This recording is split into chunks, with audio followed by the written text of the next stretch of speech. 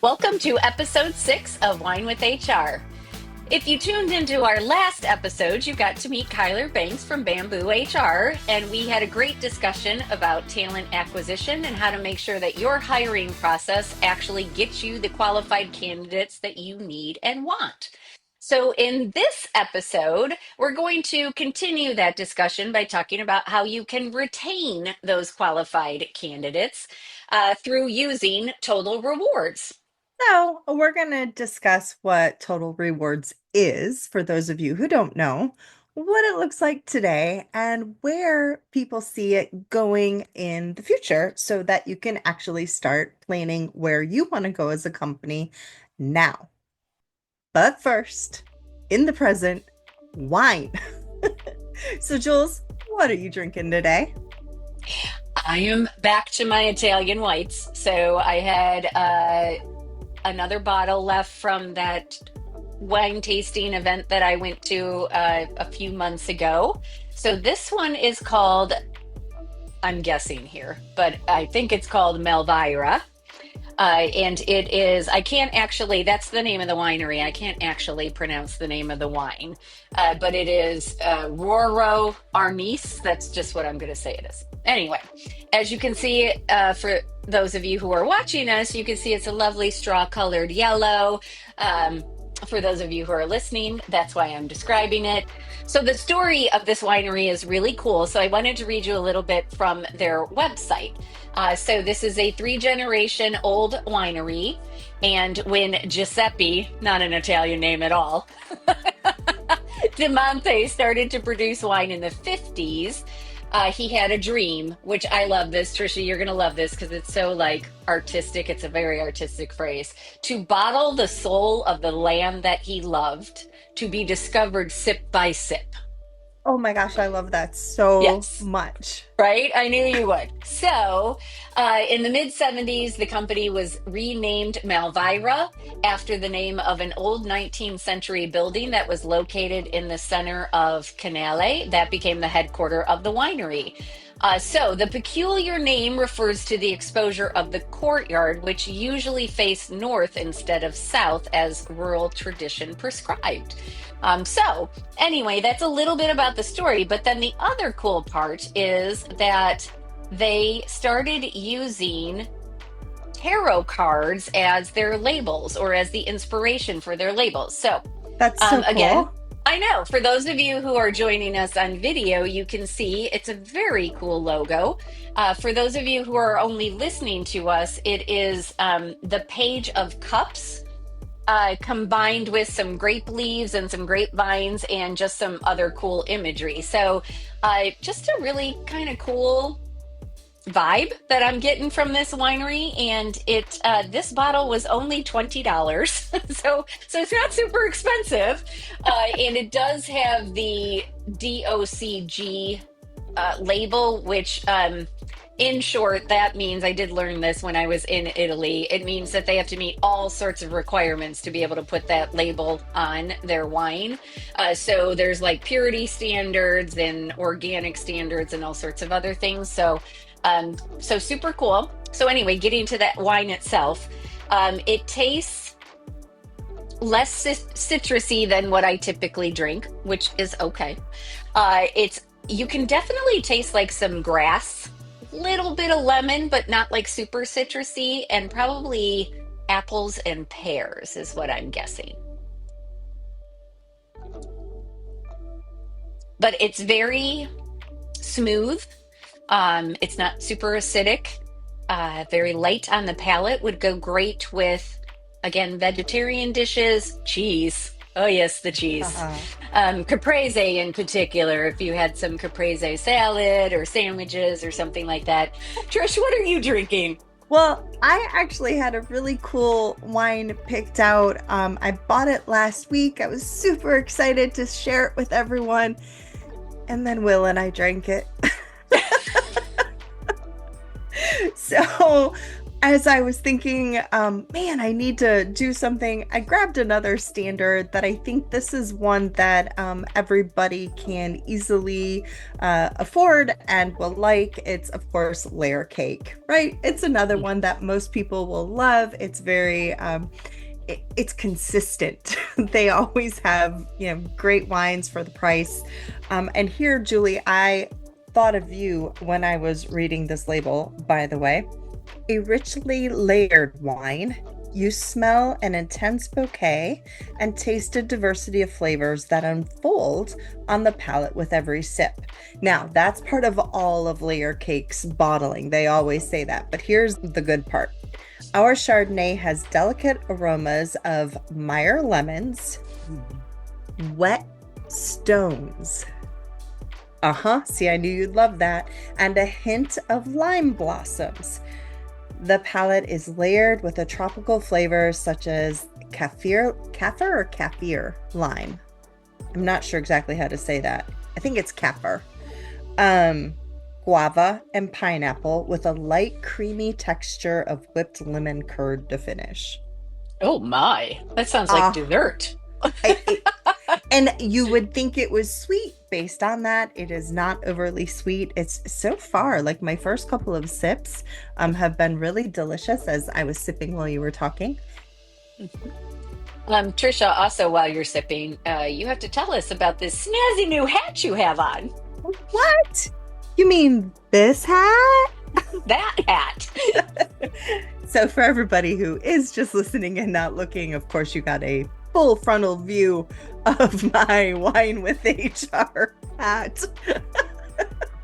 That almost sounded very risque, didn't it? Yes. A full frontal view of the hat. Julie, shame on you. I did get to do my official opening. Julie was amazing and sent me my new Wine with HR hat, a Monarch Endeavors shirt, and of course, again, for those of you who can see us, I am also sporting one of our fancy Wine with HR sparkly wine glasses today. So if you want to laugh at me trying to do the whole hey, look at me, I'm a pretend influencer thing, watch my unveiling on our Patreon account. For those of you that don't follow us yet, make sure you go there because this is one that'll just make you laugh and roll your eyes.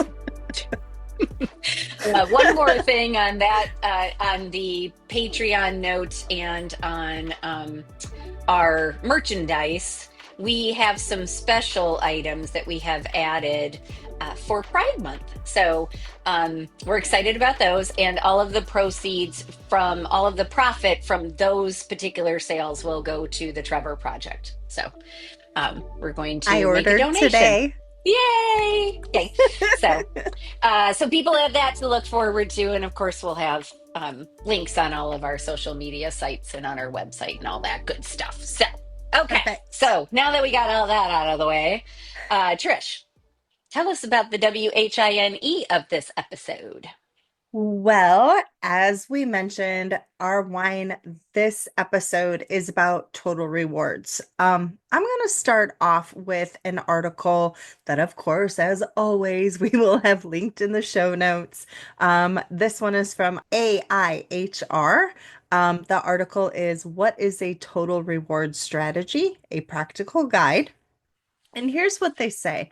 They define total rewards as a coordinated effort driven by an organization's overall business strategy to develop a workforce motivated towards excellence and growing with the organization.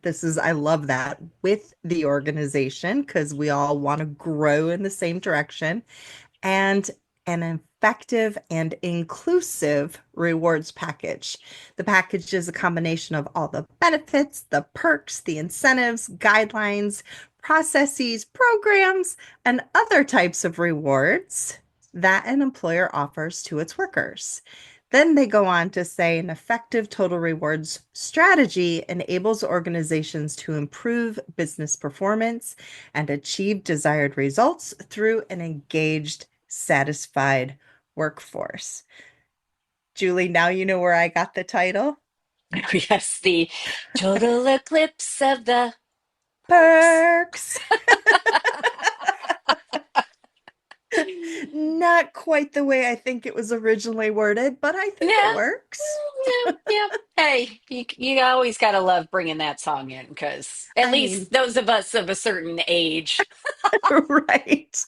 And other people out there going, what song is yeah. that? What are they talking about? Yeah, that's probably with most of the songs that we choose, but that's okay. Um, so you're welcome that that only had a very short snippet of singing. Yeah, that's a tough one to sing. Well, and one of the reasons that we wanted to talk about the total rewards package is because Kyler had made some great points in our last episode about when we were talking about how to make it obvious to people all what the benefit of all the benefits you are providing is. So, like attaching dollar amounts to those when you can. And then for those smaller businesses that maybe can't compete with salaries that are at market value or above market, it can give you a lot of ways to still offer a lot of benefits that are really important to candidates. Without having to spend a lot of money. So some of these are things that don't require any money at all, just time. Other parts of them are things that that do require money, but there are lots of degrees within that, which is what that quote from that article is saying. Like it works with your organization, it can grow with your organization. You don't have to start off offering everything across the board, or the most that you possibly could in everything across the board. So it's a strategy that can help you grow. So, what exactly are we talking about? The total reward strategy has five components. Those are compensation, of course, because everybody needs to get paid. Benefits, uh, Please pay me, yes, right, please. right. Small request. Yeah, yeah. So, compensation, benefits, well being, recognition, and development. So, we're going to talk about each more of these in turn. But again, just a quick reminder that it's going to be different for every company based on some of the things we've talked about in other episodes and just last episode, like what your mission is, what your core values are, what you are able to do, not able to do, where you are in the market against your competitors, all of those factors. So, uh, we are going to kind of talk about all of that as we talk about this, each of these particular factors. And we just want to keep reminding you that this is unique to your company. And that's kind of the beauty of it because you can make it what you need it to be. I think that's one of the great things about I actually, after we had our conversation with Kyler, I went back to Bamboo's site and I found the PDF that he was referencing. And it's so easy, y'all. In order to download this, all you have to do is enter a little bit of information and then it's a free download. It is on my desktop right now because I was like, this is amazing. So we will put a link again, as always, to that particular spot on Bamboo's website, so that you could also download this, for reference now and also, of course, in the future. Hey, also, Trish, just Yeah. FYI, I also created a Google link to make it even easier for them. It's in the show notes from last episode. What? Look Yeah, at you. You're I'm amazing. I'm fancy. You are fancy. All right, well, I'm going to get fancy with some stats. Um, and I'm also going to start us off with the fourth one Julie mentioned, which is recognition. Recognition is one of my absolute favorites when it comes to total rewards. It's because I really think that it is an exceptionally important part of helping someone feel valued, help them feel engaged, want to do better. And also, of course, it really meets this.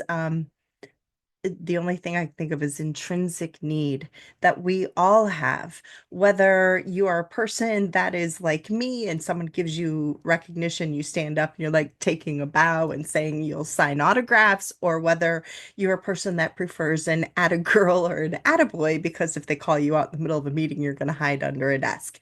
Like I get it. There's so many different ways. But it is still important, and it is important for us as managers, as owners, as C-suite, as whomever, to know that each one of your employees does want this recognition, but they all may want it in a different way. Now, here's a really, really cool thing. All right, so Gallup. We love our Gallup polls and WorkHuman. They combined to do this study, and once again, it will be in the show notes.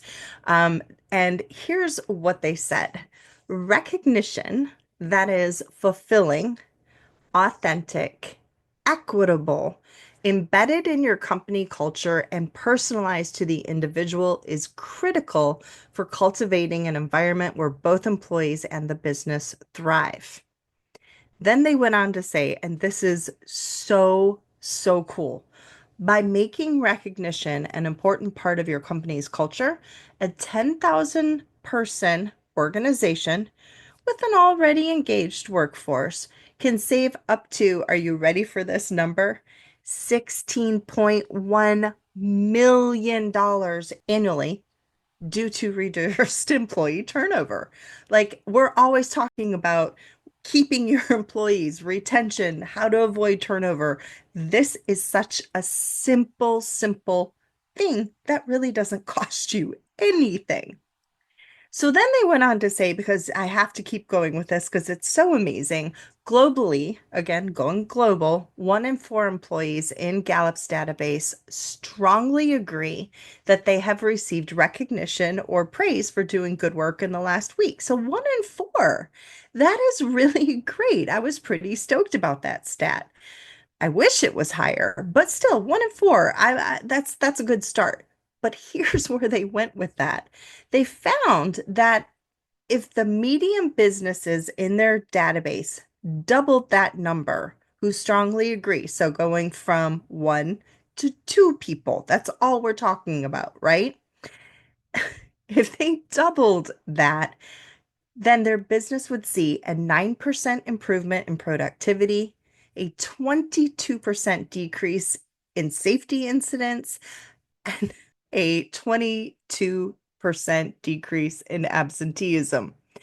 Now, those are some okay numbers, not bad, but let me tell you how that converts into dollars. 91,989,474 in gained employee productivity.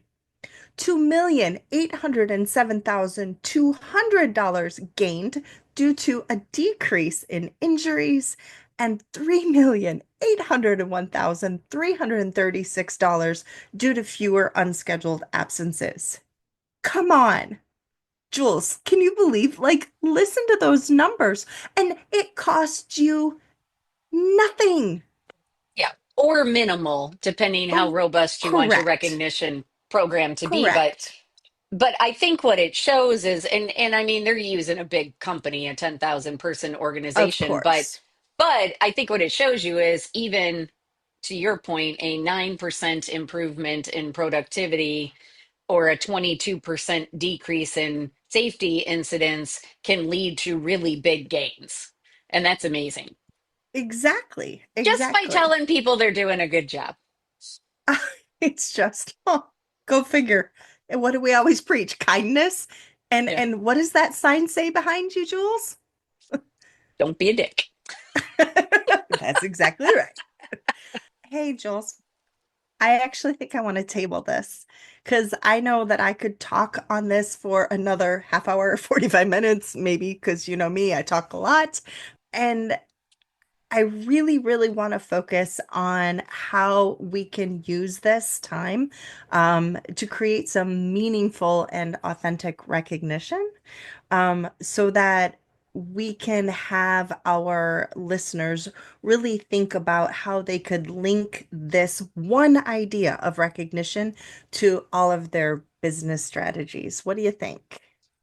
Yeah, I think that's great. I think it deserves an episode of its own because, like you said, there's so many directions you could go with recognition. Yeah, And that's one of the cool parts. And again, some of those will cost you nothing. And even the most robust will probably cost you very little compared right. to what the other things you spend your money on. But the return could be exponential. So I think that's great. I think we will Perfect. table this until next episode and pick it back up and get deeper into it. Oh, see, now y'all have to tune into the next episode. To be continued. Well, where do you want to go next then, Jules? Well, talk about let's talk about compensation because it is the first thing that people want to know. Of course, they all want to know how much money am I going to make? What's my potential for growth? Whatever. And we'll talk about Mhm. development in a little bit. But I think we have a tendency to think about compensation just as the salary or the base rate that somebody is being paid, and that's not always the case. There could be other things. So there could obviously be bonuses or commissions. Those are typically reserved for sales people, but they could be applied to other positions as well. Some of the things that I like that I've seen companies do is that they have bonuses that are based both on individual contributions, team contributions, and company performance as a whole. And that's a really cool thing to do because it fosters a community of collaboration and that you're all on the same team working towards the same goal versus like pitting people against each other. Like if there's only enough bonus money to go around, then people might start to sabotage each other or do some of those other things. But if it's like, hey, if this team reaches this goal, here's what they could get. And I if the love that. company does this, then they could get X, Yes. and I think that that's a better mind frame. So that's something to think about. Some other things that could be included are shift differentials. Those are pretty common. Recognition awards, so actual money that comes with the recognition that we'll talk about next week. On-call pay and equity pay. So those are all some things that could come into the mix. So again, just thinking about the fact that it's not always just that salary that you put on the offer letter. It could include a lot of other things. There's also like deferred compensation. I mean, you could get like super complicated with this because there's deferred comp, there's variable compensation, there's stock options, there's, all sorts of other things. And if you need advice on that sort of stuff, we're going to direct you to a CPA because it ain't going to be us. Now me. Yeah, Trisha Now started me. talking finances and drank a whole bottle of wine, so it's definitely not going to be her. Well, it wasn't me. It was Will and me. Well, yeah. Yeah, Yeah. And I mean, we're both lawyers, so we can't do math. So don't come to us for yeah. financial Mm-mm. advice. No, So there's a just reason we went into disclaimer. law. Yeah, exactly. Exactly. So there are the point is compensation is not just that base salary. There's a lot of other things that can go into it. And I would encourage you to think about what are the ways that you can reward people with some additional comp that are really meaningful to them. One other thing that just popped into my head is a lot of times it's easier for companies to give bonuses because then it can be tied to company performance or individual performance or whatever, and they don't have to shell out the money up front. But something to think about if you do offer bonuses that are given out once a year, is there any way to do it quarterly? Or is there any way to split the difference and give them a bit of a higher um, hourly rate or salary so that they have more money available to them during the year? Because that's a big thing for people. Like the economy isn't great and people feel strapped. And, grocery prices are higher, everything is costing more money. And so, if you can put more money in people's pockets now, that could be seen as a huge thing, even if you're taking something away on the back end. So those are also some things to think about as you're going through this is what are your employees really facing right now? Are they struggling? And what could you possibly do to alleviate that? And if there is anything that you can do, you might want to consider it. Especially when you think about the fact that those bonuses are taxed at what, 50% or something ridiculous? It's usually, I believe, don't quote me, it's like a flat 35%, which most people Okay. don't get that taxed on their normal. So the point is, you are correct. It is significantly higher because it's Yeah. a lump sum versus what they would get taxed on a regular paycheck. Yeah. So if you, I mean, how amazing would that be to be able to move it into part of their normal pay, like you were saying, increase their hourly or do some other things instead. I think that's a wonderful, wonderful way to look at it. You already mentioned development, so I'll skip development and leave that for you.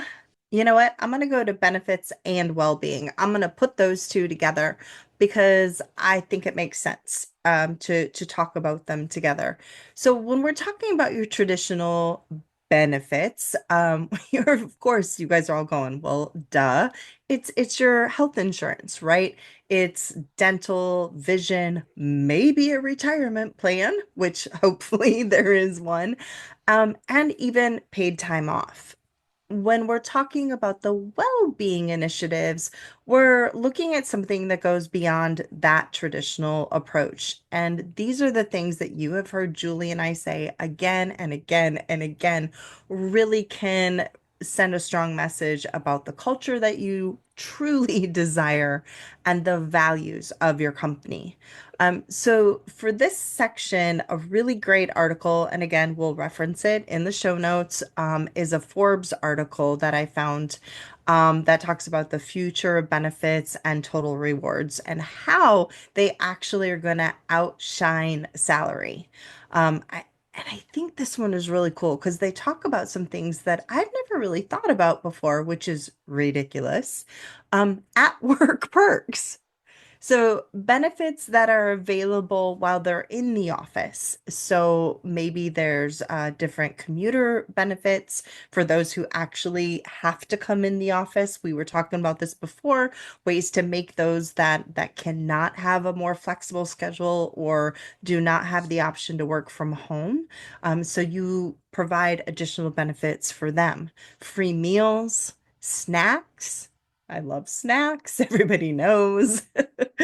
On-site wellness classes. And then they mention, of course, on-site childcare, which again would be amazing. And I understand that we for a lot of companies that out there, you're like, yeah, you're reaching for the stars on that one. But hey, if we don't try to reach for the stars, where are we going to end up? So definitely one that I would want to include.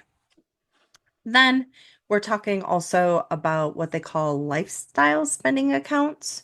They mention in this article anything that involves your physical health and wellness, but not just your physical health and wellness, your mental and emotional wellness as well. Um, Things like your social well-being. And you really need to get creative and thinking about now, how could we address this?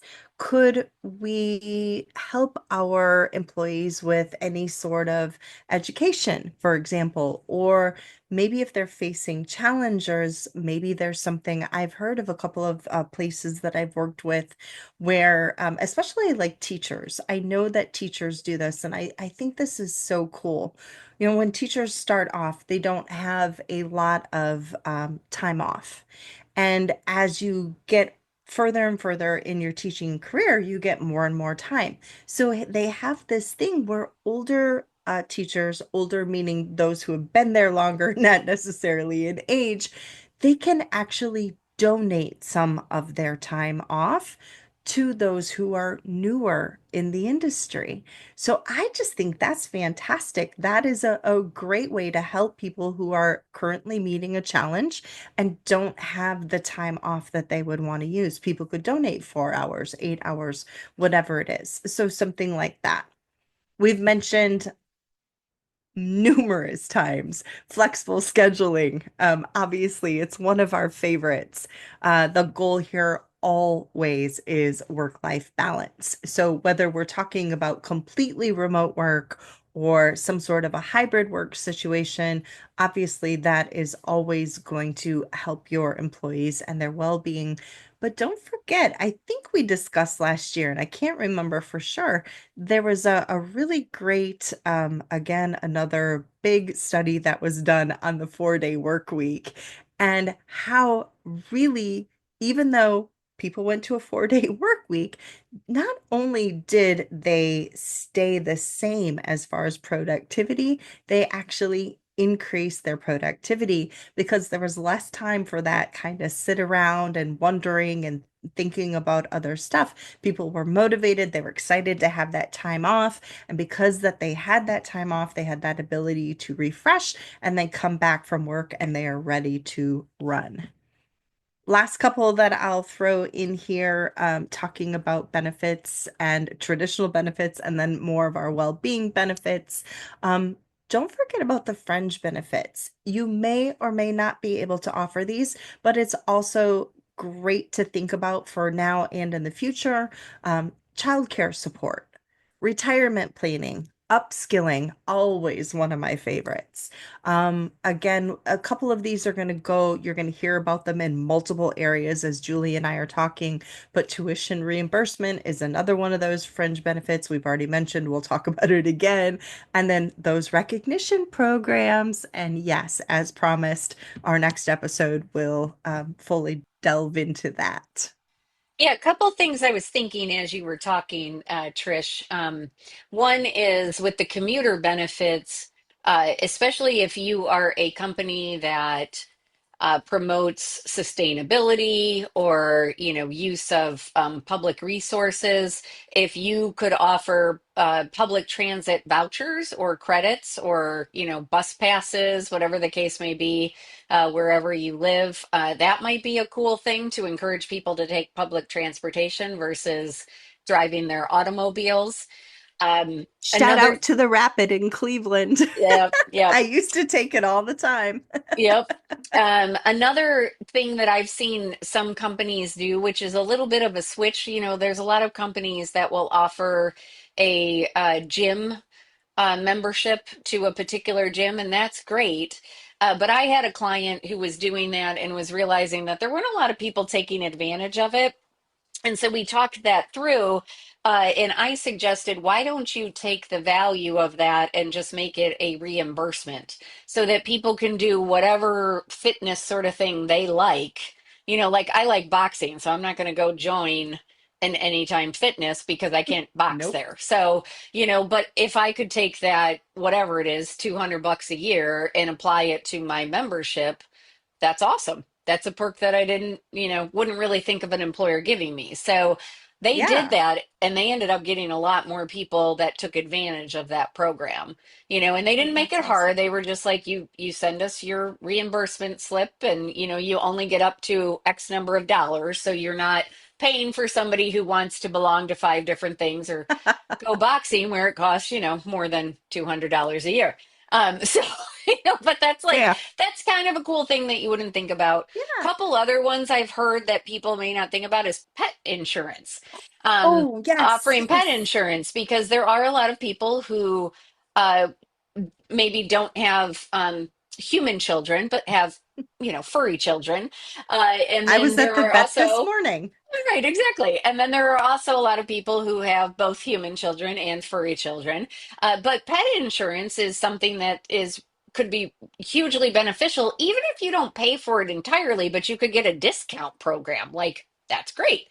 So those again are easy things where it's not a lot out of the company's pocket because maybe it is just a discount program or a reimbursement and you're controlling those costs, but it's something that is of benefit to those employees that they couldn't otherwise get at that same price, right?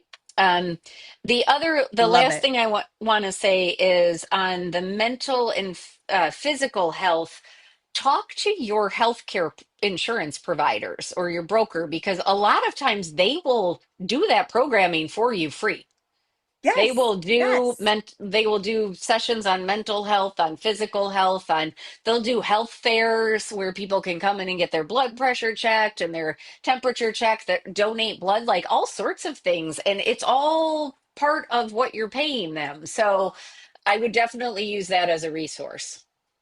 And I think that a lot of them also have access to discounts that we don't, like through other like meditation apps Yep. and things like that. I think that they can also get a pretty significant discount if you go through them to get those apps. So that's an awesome idea. Yeah, and then on childcare, this is just a rant of mine, but I do not understand why we have not yet changed the school day to match the work day. Like, this makes no sense to me. And No. I don't even have children, so it doesn't affect me, but it makes no sense to me. Like, we require people to pay for hours and hours of childcare every year when if we just change the day to match, Huh. you know? And that was all started because of farming, because kids had to get home and do the chores before Mhm. daylight ended. Like, it's not, and that's why summers were off because it was the work time. Like, it doesn't even make sense anymore for the Nope. vast majority of the population, yet we still do it. So, this is a lesson about what we always say. Are you doing it because it's the way it's always been done, or are you doing it because it makes the most sense? Well, this is one of those situations where we're doing it because it's the way it's always been done. Somebody out there hear me and legislate something different, please. Okay, I love rant that so over. much. Okay, rant over. Sorry. Okay. You do bring up some really good points, though, and that is think outside the box. Why Hmm. are you doing it? Because you were always told that this is the way you did it, or you should do it, or this is the way you have to do it. I don't think we're there anymore. One of the things we're going to talk about when we look at the future is really customizing things for your employees. And so going to what you were saying, let's start thinking about what each individual employee wants, what they need, and where they're going to find the most value. Because look, Julie and I probably are going to find the value in a lot of the same things. But there are things that we won't find that are the same. We have friends that, have children and they would find a different type of value. So I think really looking at your employees and saying to them, what is important to you? What could we do that would make you feel recognized, that would be a benefit for you versus just a one size fits all approach? Because that's not going to work anymore. Right. And we talked a little bit about that on our first episode of the season when we were talking about Yep. what the future holds. And the example I remember most clearly is with financial planning and how the different generations have different goals right now. So your Gen Zs and your millennials might be saving up for a house. Or they might just be trying to pay off school loans, or they might be looking, to rent a different apartment or something like that. Where your Gen Xers and your boomers are looking for, hey, we're getting close to retirement. We need to get things shored up.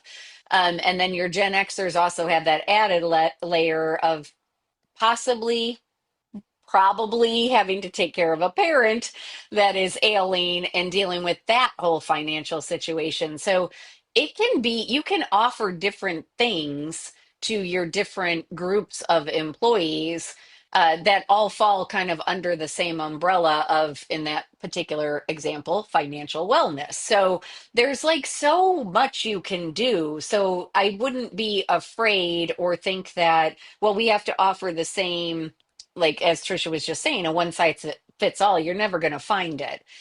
So just keep experimenting until you find the things that people are responding to.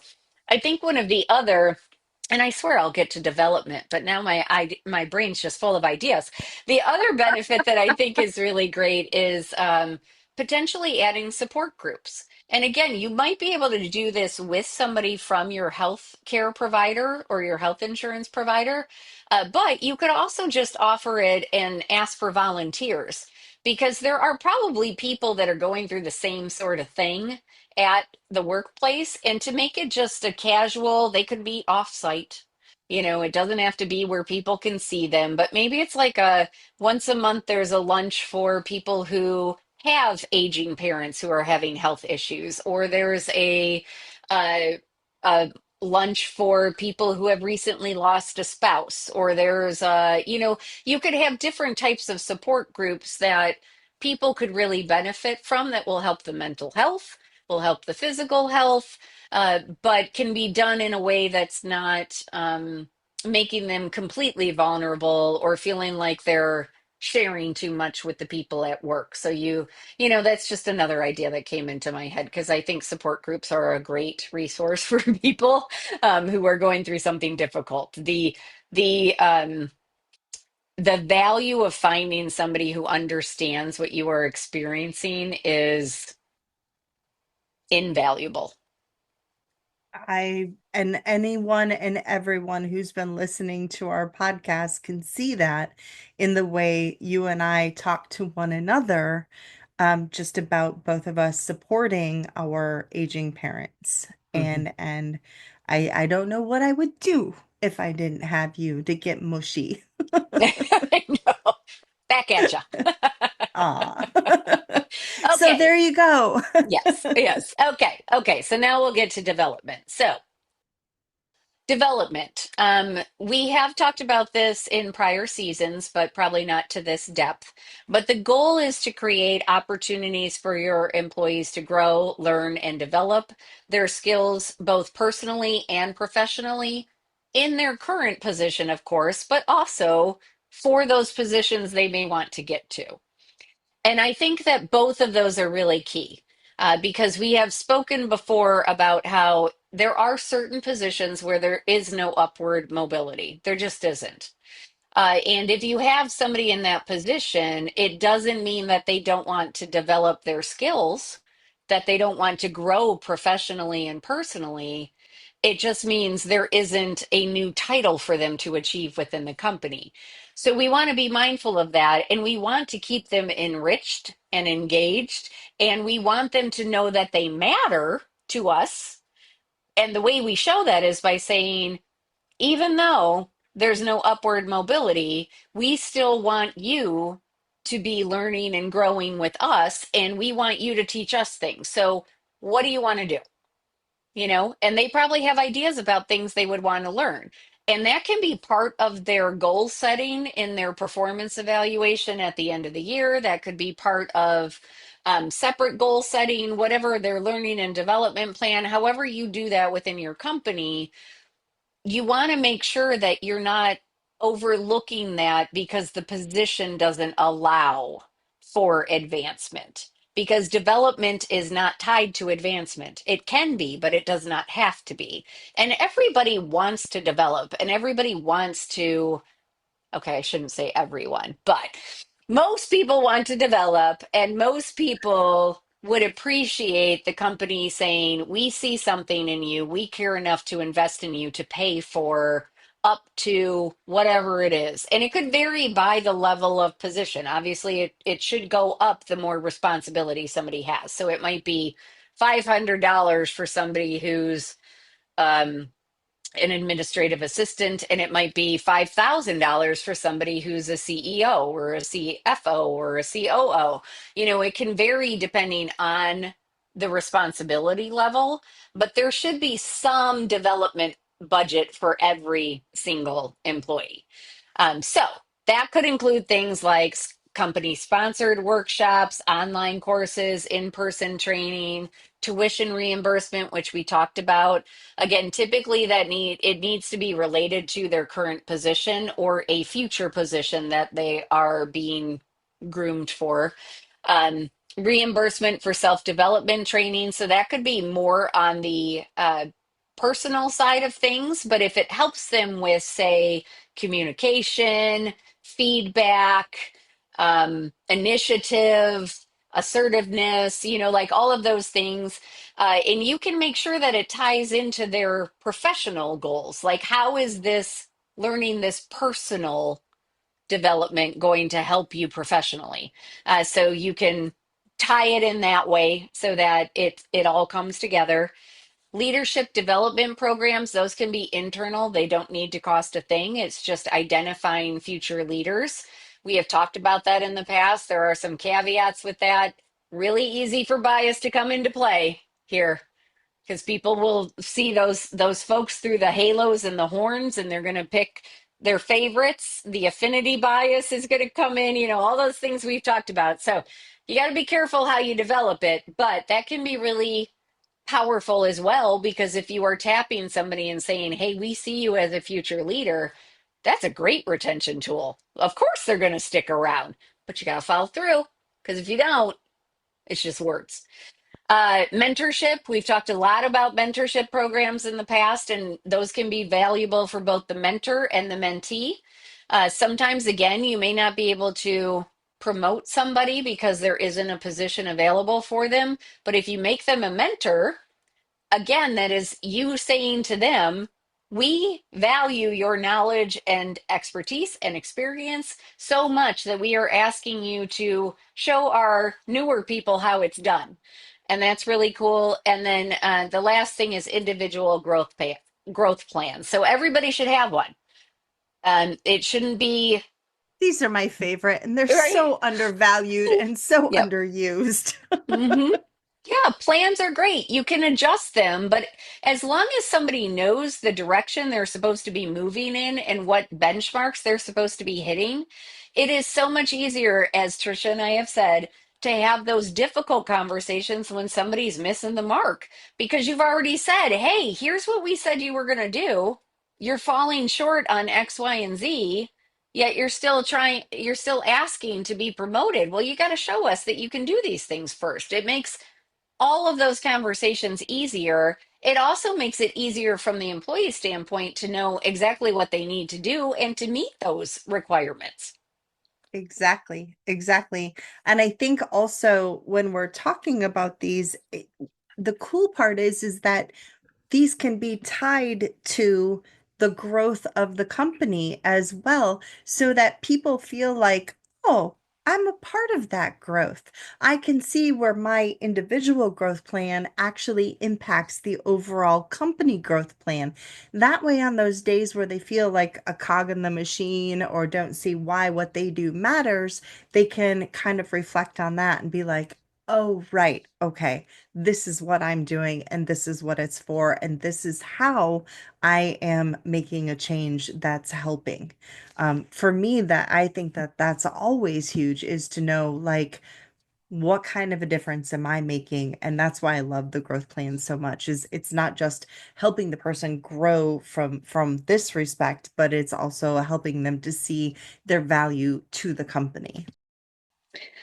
Yeah, and you just gave me an idea, Trish. So I'm Ooh. gonna I'm gonna copyright and trademark this as I'm saying it because I don't think I've actually seen a company do it. But Uh-oh. I think it would be really cool if a company developed a development committee that was comprised of both leaders that currently exist and employees, sort of like safety committees are supposed to have both, the people that are out there every day doing the work and also the leaders, Right. because I think that we don't often think about how does the company need to develop going further? Where are the gaps? And we have talked about that in prior episodes where we've talked about forecasting where the growth opportunities are or where you're going to have some gaps. Like, hey, this is a skill gap that we have. How are we going to fill it? But if you had a development committee that had employees and leaders on it, that's a great way to tap into those people who, because we talk about internal marketing all the time, which companies forget about a lot. Like when they post a job, they post it out to the world, but they forget to tell all their current employees, hey, we're looking for this, right? Bizarro to me. Like Yeah, yeah, every time I'm like, what? right, right. But there could very well be somebody sitting in your company right now who's like, this is a danger coming up for us. Like this is a spot we are missing completely, and we need people to fill that. And I would be willing to take that on.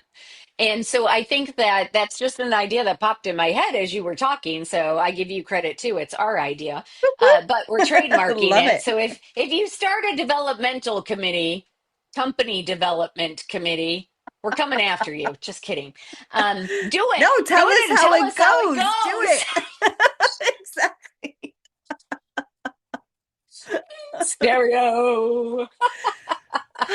Well, sometimes we may or may not share a brain. Yeah, Sometimes.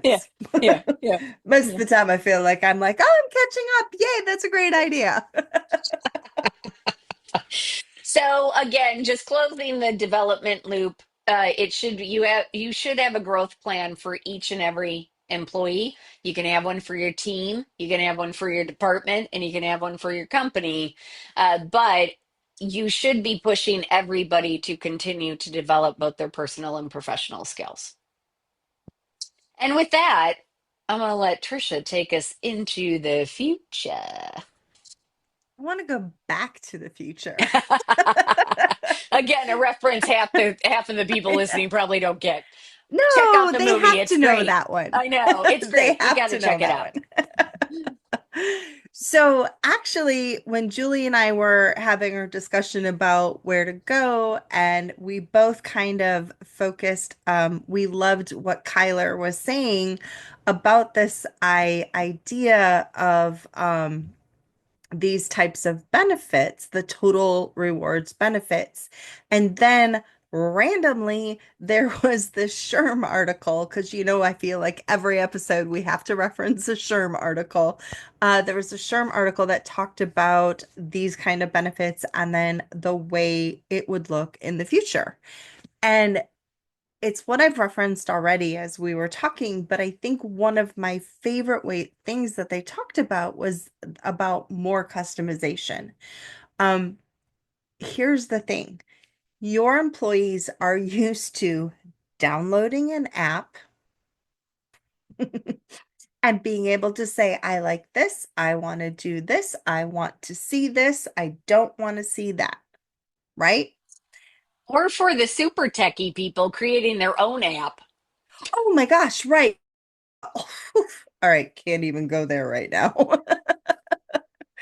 And so when you think about it, your employees are going to start demanding that you do that as well in the future. So they're going to want to customize everything towards what it is that is most important to them. And that could be, we've already talked about pay, right? It could be the way that they're paid. Like Julie said, you may have people that are like, I don't want a bonus. Give it to me every week or bi-weekly or monthly, however you pay in my paycheck. That actually would be a much better solution for me. Or someone else might say, listen, I don't need this particular insurance benefit because I'm not there yet. I don't have kids or I don't have parents to look after. So for me, I would like to do this. And so they are really, really focused. They talk about it a bit in this article and then some other articles that I was reading about really focusing on the individual and asking them, oh my gosh, Julie, here we go, having a conversation with your employees, asking them, huh, what's important to them? I mean, goes back to how many times have we said this and how many episodes? Just a few. Just a Just a few. few. Yeah, yeah. The other one that we have to mention is, of course, more technology.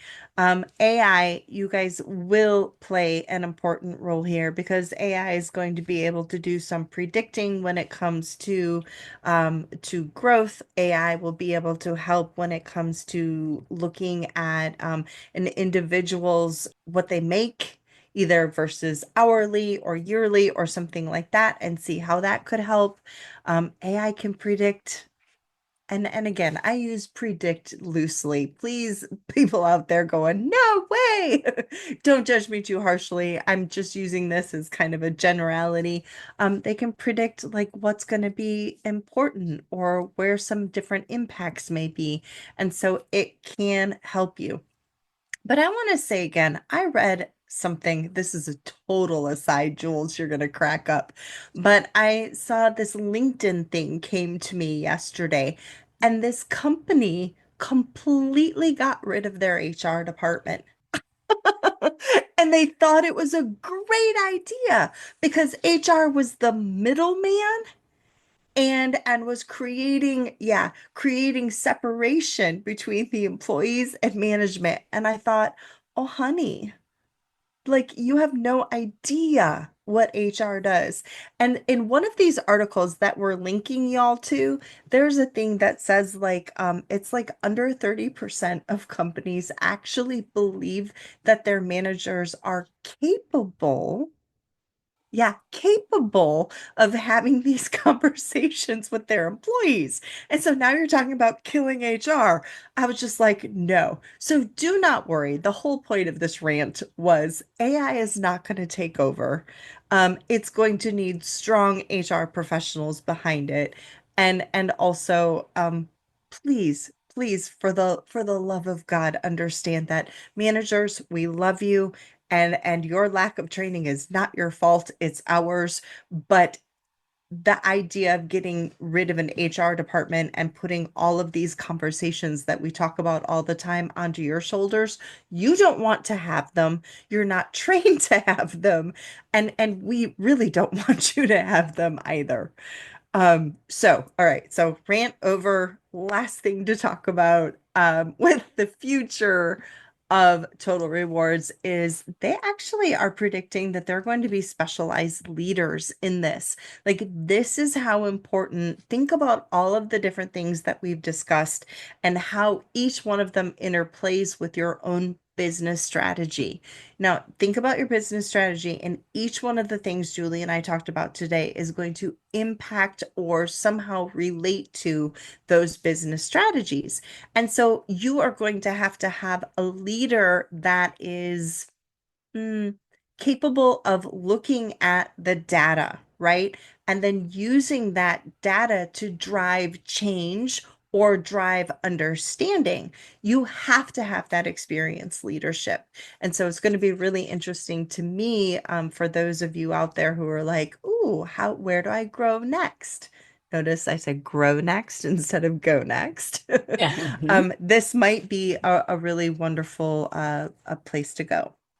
Well, and one of the things I was thinking about as you were talking is that AI could be a great development opportunity for people because you are going to need people who understand AI and who Yes, understand how it should be used in your organization. So that could be a way to tap some people that maybe wouldn't have advancement opportunities otherwise. So I think love about that, that.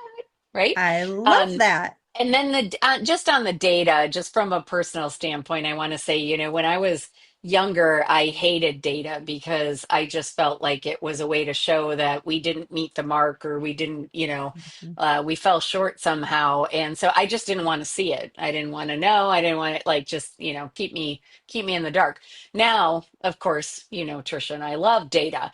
And we talk all the time about how HR needs to find metrics to measure because most people rely on data. They want to see the data. And so it is really important.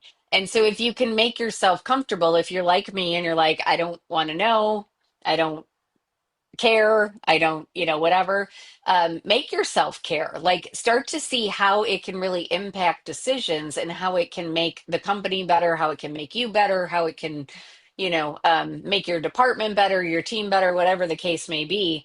But I agree. I think that's where the opportunities are going to lie in. We have so much information coming at us all the time now.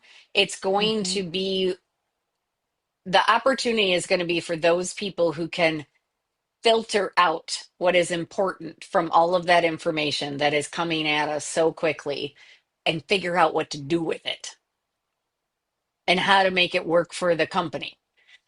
Those are going to be the key people. And that doesn't necessarily go with a particular position or a particular experience level or education level or anything like that. It goes with your ability to foresee and to like forecast what is potentially going to happen. And that could apply to anybody. So that's like an open opportunity field that I think we're just starting to get into because it can get overwhelming really fast. And there is a tendency of a lot of people to say, we're not even going there. Like, we're just going to keep doing things the way we've been doing things because it Yeah, seems to be working just fine, but it's not going to work forever, not the way that our society is changing. So take advantage of those opportunities, like, so to the employees who are listening out there, one of the things I would encourage you to do is be vocal about the development you want.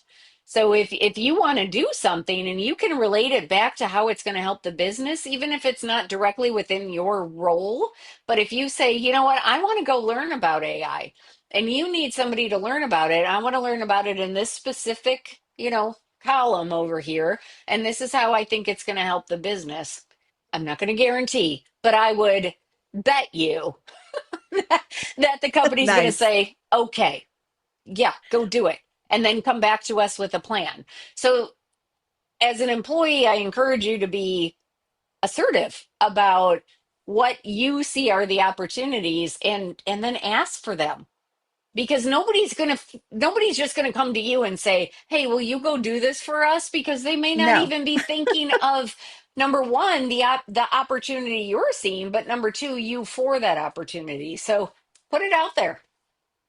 Well, and I think perfect, absolute perfect point. And I want to take it back to our HR professionals, saying to them, like, okay, I probably just scared the pants off of you when I mentioned that there was this company that like was like, we're gonna kill this HR department. But what this person said in the article is that HR was a process function. First of all, no, this is such a lack of understanding of what HR is actually about. And so, going to everything that Julie just said, set yourself out as a business partner. Set yourself out as someone who is learning, who's going to use the latest technology and can really make a difference for the company. That data that Julie was saying that she was like, oh no, I can't do that. That data is what is going to allow you as HR to really stand up and say, no, no, no, no, this isn't about a process. This is about deliverables. And let us show you how we can help you attain some of these goals that you're trying to attain. Mic drop. You already had like three mic drops, but I didn't want to like get in there and say it because then it would, yeah. So that's like the fourth one of this episode. This was a good one. Yeah. If I Well, do and say so I myself. and as you were talking, I came up with one of our future topics, which is helping HR professionals figure out how to position themselves as equal to the C-suite. Like they should be they are leaders in the company. They are that critical. And a Absolutely. lot of times, because as you, with your example that you shared, companies see HR as just a line item on the budget that is always in the negative. And Hmm. they see it as more of an administrative task. And there's so much more that you all do, and we know it. Good God, do we know it? So Yeah, we're gonna table that for a future episode, but we're gonna devote an love it. episode to showing you how to make yourselves invaluable and showing the value that you bring to the organization. So more to come. I'm excited about that one already. All right. So, just a couple of final thoughts here. When it comes to total rewards, let's talk about the why behind it really quick. It's the same why we've talked about how many times already. Attraction, which is how we got here in the first place. Hmm. Thank you, Bamboo HR and our visit from Kyler. Retention, one of Julie and I's favorite topics. But also engagement. We have gone over and given you guys, I think at least 4 or 5 different stats over the last couple of years that talks about how much money that you lose due to disengagement of your employees. And so remember that these processes that we share with you, the things that we're discussing, they're meant to interrelate and overlap because we want you to see how this works in totality. You cannot just pick and go, oh, there's this, there's that. It is really everything together. All of these things that we're talking about can lead to, Julie, you want to take over from here? Sure. Reduced absenteeism, because if people are more engaged, then they are more likely to show up in the first Oh, place. go figure. Concept. And reduce turnover, which again, we know that there is a cost to turnover, and you can probably figure out what that is for your organization. And then there's also the time to hire that you have to deal with once somebody has left. Fewer accidents. So we talked about that at the beginning and how just a 22% reduction in accidents could result in a great deal of money retained by the company, and improve performance across the organization. Because again, if everybody is more engaged, then they're more likely to engage with each other, which means that they are more likely to produce in a collaborative manner that brings you greater ROI on your investments in them. So, my last mic drop right there. Actually, Julie, that's perfect. What I was thinking about as you were talking is this whole idea of return on investment and us being human resources. I can't, I mean, right? I can't help but go back to everybody has met Deborah if you've been with us for a while. Deborah at one point was doing a job, and I won't say with whom or anything like that, but what she did for this company and for the employees just has always like hit me straight in all the feel good parts of my heart because she was a resource even though they may not have been able to pay, I mean, some of the stuff they paid for, but what she did is she really went out there and looked to see what was available to help employees. And that to me has always struck, and I've shared it with every single class. Like, you may not be able to afford to do certain programs. You may not be able to afford to pay for your employees to attend things. That doesn't mean that you can't be a resource. Be a resource. Look into what your community offers. I've lived all over this country, north, south, east, and west, and I've never lived in a place where they didn't offer some sort of training, some sort of development, either at a free or no cost, low cost. Free and no cost are the same, I guess, huh? But there's always been options. I mean, heck, Julie and I even took a belly dancing class, right? Hmm. Remember? Yep. Now, of course, that has nothing to do with the workplace, Yeah. but the whole point is that the same organization, it was through a library that offered that. They also offered a lot of training tools. And so I think knowing where to find those tools, partnering with colleges, partnering with community colleges, partnering with high schools, partnering with your libraries, and really trying to figure out where you can get information to share with your employees, that's going to set you apart. Again, even if you don't have the money to do it, be a resource. And that's my final thought. And my wine is still delicious. As is mine. I'm enjoying this much more than my choice from last week. So, Lovely. yeah. No, this is very, very nice. It is different than what I typically drink, but I like it a lot. So I would definitely buy that again. So, Hmm. um, High yeah, praise. I know. I know. Yeah.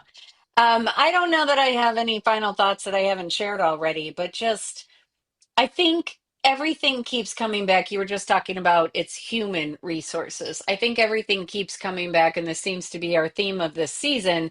is that we can't forget that we work with humans.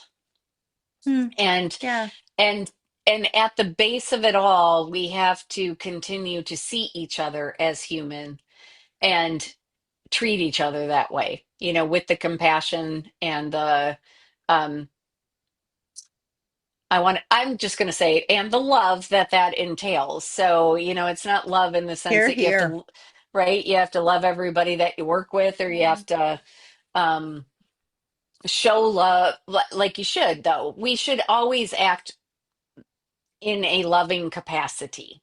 And that is true even of our employees. So if somebody comes to you and says, I have this problem, you shouldn't be throwing up roadblocks. You should be trying to figure out how to help them, even if it's just, hey, I'm out of my element, but let me see what I can find. I'll get you some phone numbers, I'll, do whatever. That's part of the human resources. But outside of HR, we should all be doing that. Like, we should, if somebody comes to us and asks for help, our answer should be, how can I help? And if I don't know Hmm. the answer, how can I help you find the right person?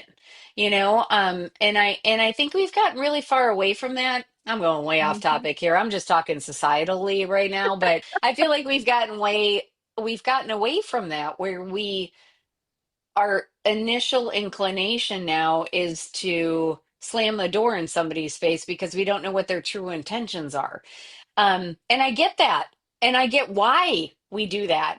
But at the same time, that's not gonna fix it. Mm-mm. So Nope. I think that leading with compassion, leading with empathy, leading with the human side of us, right?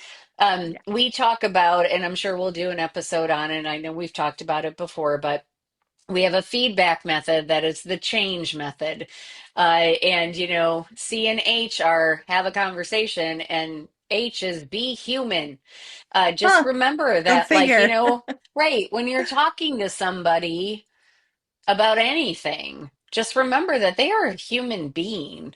And we have to treat that with the respect that it requires. That's I my love it. final thought. Yeah. Okay, so now you know that all I can think of is New Amsterdam, the show. Did you ever watch it? Where, No. oh man. So the lead guy is the same one who was in Blacklist. Yeah, I know that. Yeah. Okay. All right. So his thing the very, very first day was, how can I help? And I always just like that hit me straight in the heart. And then I had someone, I think I've talked about this on one of our other episodes, where one of the people that was in one of my training classes said, "Oh yeah, my thing is, how can I help you succeed today?" And I share that with every single class now, because I think that if we all proceed that way, it's a much different conversation than we would have otherwise. So Yes, I love that. And I'm going to add to that because as you were talking, I was just thinking, like, because we learn from classes, like we're the teachers, but we learn from people all the time. every single, Um, yep. and I think that's a great way to wake up in the morning, is to say to yourself, what am I going to learn today? You I love know, it. and who am I going to learn it from? Because it might be the most unexpected person. And I think that's really cool. And on that note, just talking about people that you come into your life. So, my husband and I went out to dinner on Friday, and as we're sitting there, somebody comes over to the table, and it is Eric and Leo. So, shout out to Eric and Leo, my bankers. But Eric is a hardcore listener. He's a hardcore wino. Hey, hey, what's up, So buddy? I want to give a shout out to Eric and Hi, Leo. But they Eric. came over and they said hello. Oh, And it's just like one of those reminders that we meet people on our journey of life that we don't necessarily expect are going to stay in it or are going to be so important. And he's been, Eric and Leo, both of them have been an unexpected gift to me. So, again, just want to give them a shout out. I love And that. yeah, and hopefully they're listening to this particular episode and hear that. But we should start doing like, what was that radio show that was like Delilah at dark or something like that, where she would Yes, take requests? Hey, if you want to give a shout, Delilah. yes. If you want to give a shout out to somebody, email us at whine at monarchendeavorsllc.com, and we'll give shout outs at the end. Oh my gosh. This is a new turn of events, and I'm so excited about it. I cannot even tell you.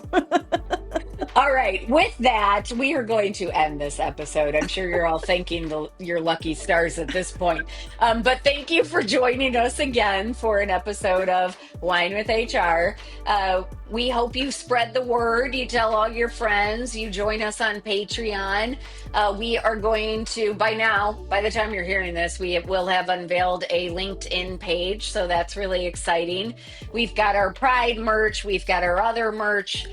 So we hope you have some fun with us, and we hope you join us again. So tune in wherever you get your podcasts, and cheers. Cheers.